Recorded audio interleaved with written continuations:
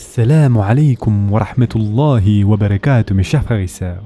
Aujourd'hui, Inch'Allah, nous allons parler du prophète Shu'aib alayhi salam. La généalogie de Shu'aib alayhi salam remonte à Ibrahim alayhi salam et sa lignée maternelle remonte à la fille de Lut alayhi salam et à la tante de Ayyub alayhi salam. Mes chers frères et sœurs en islam, Shu'aib alayhi salam, qui habitait une zone montagneuse et boisée, fut envoyé comme prophète au peuple voisin de Médiane et d'El-Aïqa. Shu'aib alayhi salam est né dans une famille noble de Médiane. Il grandit et passa sa jeunesse parmi le peuple de Médiane qui s'était dévoyé au fil du temps. Shu'aib alayhi salam mena une vie vertueuse et spirituelle en s'abstenant d'agir comme ses contemporains. Grâce à cette vie décente, il devint un modèle pour les gens. Il les appela au bien et leur offra d'innombrables conseils.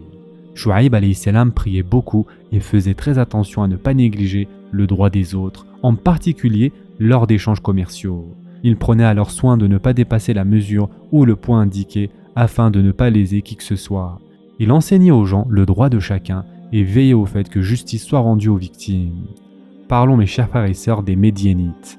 Médiane désigne une ancienne région qui s'étendait du golfe d'Aqaba jusqu'à la vallée de Houmous. Le nom Médiane provient d'une tribu qui vécut dans cette province. Après avoir abandonné l'adoration et la soumission à Allah Azzawajal, les Médianites se lancèrent sur le chemin de la perversité et de la révolte. Ils se mirent alors à adorer les idoles et les sculptures. Les habitants de Médiane, qui étaient des grands commerçants, tiraient profit de l'emplacement géographique de leur ville, située sur une voie commerciale empruntée par tous. Cependant, la corruption parmi ce peuple avait atteint un tel niveau qu'elle en était devenue un art. Lors de transactions, il était coutume de régler la balance à défaut afin de s'approprier un maximum de marchandises tout en payant le moins possible. Ils utilisaient même parfois des balances différentes selon qu'ils étaient vendeurs ou acheteurs. En outre, le peuple de Médiane avait coutume de couper les routes et de confisquer les biens des personnes.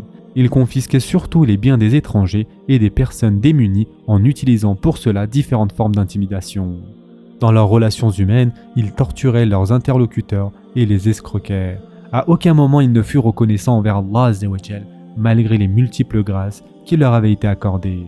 Ils étaient ingrats et se révoltaient contre Allah subhanahu wa ta'ala en adorant les idoles. En résumé, mes chers frères et sœurs, la croyance des Médianites tirait son essence des idoles qu'ils adoraient. Ils trichaient dans leurs activités commerciales et excellaient dans l'escroquerie. De ce fait, la région de Médiane, où tous les principes supérieurs de vertu avaient disparu, était plongée dans une désastreuse situation économique, politique et morale. Pendant que les Médianites menaient cette vie de débauche, Allah subhanahu wa ta'ala leur envoya Shu'aib alayhi salam comme prophète qui leur prodigua de bons conseils et leur communiqua les recommandations d'Allah Azzawajal. Il leur expliqua les conséquences qu'il y avait à adorer autre qu'Allah subhanahu wa ta'ala et consacra tout son temps à la transmission du tawhid, à savoir qu'Allah est le seul à être adoré.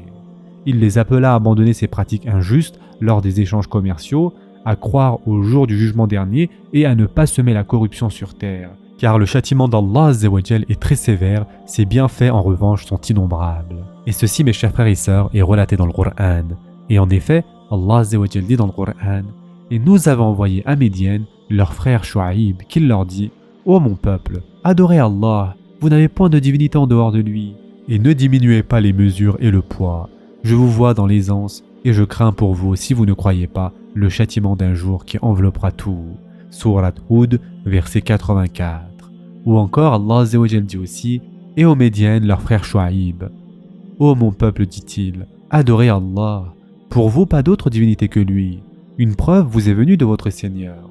Donnez donc la pleine mesure et le poids, et ne donnez pas aux gens moins que ce qui leur est dû. Et ne commettez pas la corruption sur la terre après sa réforme. Ce sera mieux pour vous si vous êtes croyants. Et ne vous placez pas sur tout chemin, menaçant, empêchant du sentier d'Allah celui qui croit en lui, et cherchant à rendre ce sentier tortueux. Rappelez-vous quand vous étiez peu nombreux, et qu'il vous a multiplié en grand nombre. Et regardez ce qui est advenu aux fauteurs de désordre. Sourate Al-A'raf, versets 85 et 86. Et enfin, de même aux Médiennes, nous envoyâmes leur frère Shu'aib, qui leur dit: Ô mon peuple, adorez Allah et attendez-vous au jour dernier, et ne semez pas la corruption sur terre. Sourate Al-Ankabut, verset 36. Le peuple de Shu'aib alayhi salam minorer le poids des biens qu'ils achetaient et augmenter celui des biens qu'ils revendaient. Shu'aib alayhi salam veillait en permanence à les mettre en garde sur ce sujet et à les avertir sur le fait que les faveurs qui leur étaient octroyées seraient suspendues dans le cas où ils ne se repentaient pas de ces agissements. Allah Ta'ala accorda beaucoup de biens et de faveurs à ce peuple. C'est pour cette raison qu'ils n'avaient pas le droit de déborder de cette manière, notamment en trompant les autres. Par la suite, Shu'aib alayhi salam définit les principes commerciaux en y établissant le principe de la juste pesée pour garantir à tous un bénéfice équitable, car ce faisant, le travail et le commerce n'en étaient que plus sécurisants et salutaires, et cela renvoyait aussi à Allah Azza wa Jal l'image de serviteurs sincères. Shu'aib alayhi salam poursuivit ses recommandations en ces termes. Ce qui demeure auprès d'Allah est meilleur pour vous si vous êtes croyants, et je ne suis pas un gardien pour vous. Surat Hud, verset 86. Cela veut dire, en d'autres termes, mes chers frères et sœurs, moi seul, je ne peux pas vous sanctionner pour les mauvaises actions que vous avez commises, et je ne peux pas non plus vous retirer les bienfaits dont vous disposez, malgré votre ingratitude. Mon devoir est seulement de vous faire savoir ce qui m'a été révélé. Dans ce verset, mes chers frères et sœurs, Shu'aib alayhi salam interpelle son peuple sur 5 sujets différents. Tout d'abord, l'acceptation de la croyance en l'unicité divine, c'est-à-dire au tawhid, le fait de ne rien adorer d'autre qu'Allah Azza wa Jal. Deuxièmement, l'acceptation de sa prophétie. Troisièmement, la justice concernant la pesée sur la balance, la vraie mesure, le fait d'être juste et de ne pas recourir à l'escroquerie. Quatrièmement, le respect de tous les droits humains et l'abandon des mauvaises pratiques telles que l'usurpation, le vol et le maraudage sur les routes. Et enfin, cinquièmement, le pacifisme en matière d'activités religieuses et mondaines. Ces 5 principes sur lesquels Shu'aib alayhi salam invita son peuple peut être résumé ainsi, c'est-à-dire à la soumission aux ordres d'Allah Azza wa Jal, la miséricorde et la tendresse dans la matière dont chacun agit. L'invitation de Shu'aib alayhi salam eut beaucoup d'effets. Cela apporta un énorme changement parmi la population de la région. Les gens venaient pour cette raison lui rendre visite par groupe, lui obéissaient et accomplissaient toutes ses recommandations. Malgré cela, le nombre de ceux qui ne lui obéissaient pas n'était pas négligeable. Les non-croyants étaient particulièrement gênés par ces nouvelles prédications et s'énervaient car ils ne réalisaient plus qu'un petit bénéfice légitime, bien sûr inférieur à ce qu'ils réalisaient au préalable quand ils usaient de tricherie. Ils s'encourageaient entre eux à l'erreur et à l'injustice en disant « Personne ne peut devenir riche grâce au bénéfice normal et légitime ». Le peuple acharné s'adressa ainsi au prophète Shu'aib alayhi salam. Ils dirent « Ô Shu'aib, est-ce que ta prière te demande de nous faire abandonner ce qu'adoraient nos ancêtres ou de ne plus faire de nos biens ce que nous voulons? Est-ce toi l'indulgent, le droit ?» Surat Hud, verset 87. Ici, la religion est désignée par l'expression « la prière ». La raison en est que la prière représente quasiment toute la religion, car la prière est le symbole et le plus grand acte de la religion. Ensuite, Shu'aib alayhi salam dit « Ô mon peuple, voyez-vous, si je me base sur une preuve évidente émanant de mon Seigneur, et s'il m'attribue de sa part une excellente donation, je ne veux nullement faire ce que je vous interdis. Je ne veux que la réforme autant que je le puis, et ma réussite ne dépend que d'Allah. En lui je place ma confiance, et c'est vers lui que je reviens repentant. » Surat Hud, verset 88. Shu'aib alayhi salam, à la lumière de ces mesures notifiées, continua son appel sans se lasser.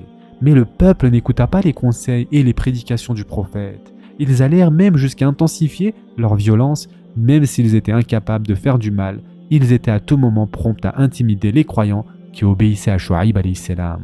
À ce sujet, celui-ci les avertit. « Et ne vous placez pas sur tout chemin, menaçant, empêchant du sentier d'Allah celui qui croit en lui et cherchant à rendre ce sentier tortueux. Rappelez-vous quand vous étiez peu nombreux et qu'il vous a multiplié en grand nombre, et regardez ce qui est advenu aux fauteurs de désordre. » Surat Al-A'raf, verset 86. Malgré tous ces soucis, Shu'aib alayhi salam, réagissant en fonction des prédications de la religion révélée à Ibrahim alayhi salam, persévérait à inviter son peuple au droit chemin.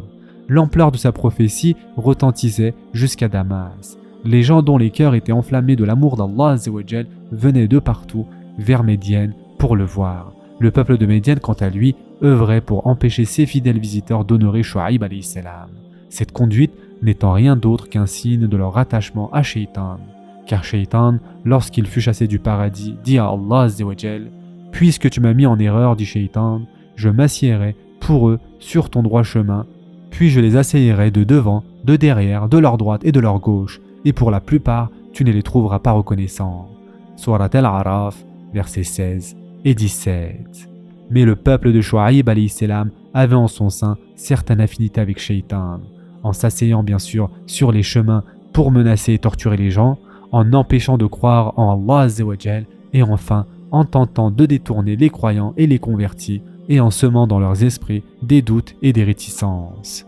On va s'arrêter ici pour aujourd'hui.